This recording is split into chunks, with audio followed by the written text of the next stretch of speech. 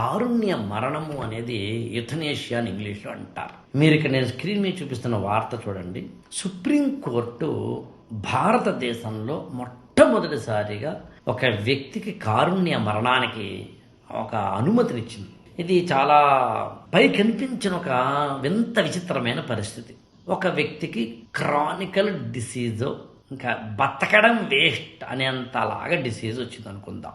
అతనికి చనిపోవాలనున్నా అతను చనిపోవాలనుకుని ఆత్మహత్య చేసుకుంటే ఈ దేశంలో అది నేరంగా చూపడం మంచిదే. ఎందుకనంటే నీ ప్రాణాన్ని నువ్వే తీసుకోకూడదు.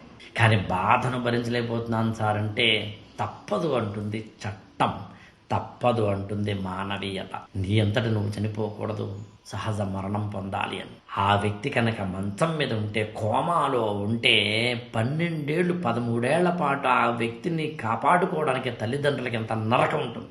ఇళ్లల్లో ముసలి ప్రాణాలు మంచం మీదనే 1, 2, 3, 4 అన్నీ అవుతుంటే, ప్రేమ ఎంత ఉన్నా, బాధ్యత ఎంత ఉన్నా, మానవీయత ఎంత ఉన్నా ప్రాక్టికాలిటీలో చాలా కష్టంగా ఉంటుంది ఇంట్లో వాళ్ళకి. కారుణ్య మరణము, యుథనేషియా అంటే అలాంటి వారు మరణాన్ని స్వాగతించడానికి, వారిని వైద్యం పరంగా మరణింపచేయడానికి, అంటే మరణింపచేయడం అంటే దానికి చట్టం ఒప్పుకోదు. అది హత్యా నేరం అవుతుంది.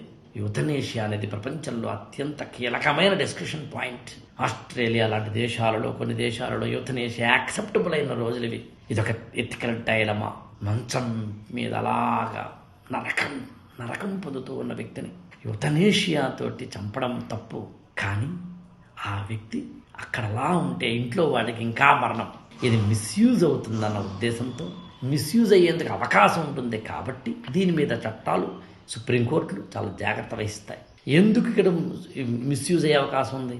ఈ వంకతోటి నిజానికి మరణానికి పూర్తిగా అర్హత లేని వారిని కూడా చంపేయచ్చేమో. మానవుడు రాక్షసుడు కాకుండా ఉండేందుకు మానవత్వం అనే దాన్ని షీల్డ్గా వేస్తాం.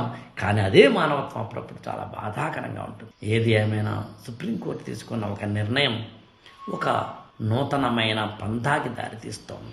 ఈ ఛానల్ని లైక్ చేయండి, షేర్ చేయండి, సబ్స్క్రైబ్ చేసుకోండి.